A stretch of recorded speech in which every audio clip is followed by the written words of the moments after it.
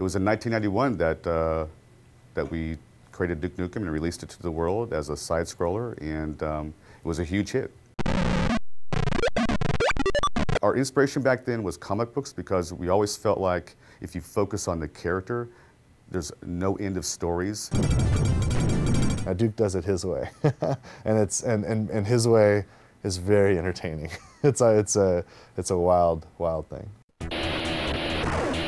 The original name for the game was actually called Heavy Metal, and the idea was to have sort of an anti-hero who was very much sort of a renegade in society and sort of, an ex-military guy who went rogue.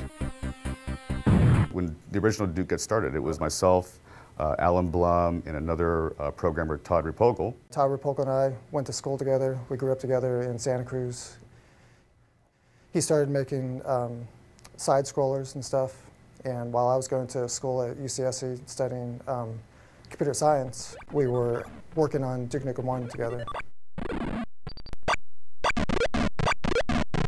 There's a guy I'd like to, anytime I have an opportunity, I like to call him out. His name's Alan Blum. And Alan, he created Duke.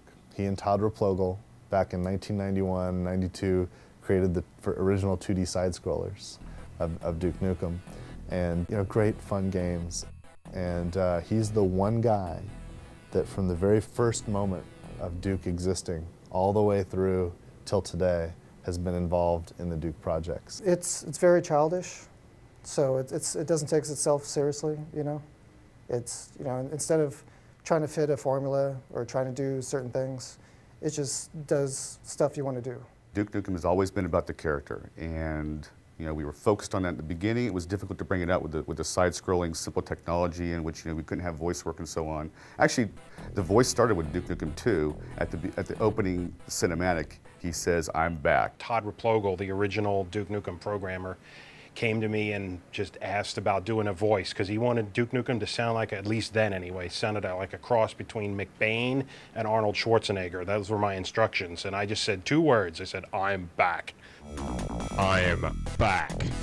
The original Duke that Todd and I were working on didn't really work well, and when George joined the company, he actually spent several nights kind of redesigning, and back in those days, it's like, it was EGA and very pixelated stuff, but he gave Duke his little smile and gave it the yellow haircut and everything, and kind of really made the character look the way he still looks today. What? Did you think I was gone forever? Too long. We've waited too long, frankly. And I don't know if there's anything that could live up to the idea of 15 years of development, but this is absolutely a worthy successor and a worthy sequel to the game. I think that this is what fans have wanted to come out, and it's finally come out. I can't be more excited. If you're a Duke fan, and especially you're one of the fans that hang out on the 3D Realms forums for all that time, refusing to give up, refusing to, give in to the naysayers or whatnot, you're going to have a blast with this because it is a hell of a lot of fun.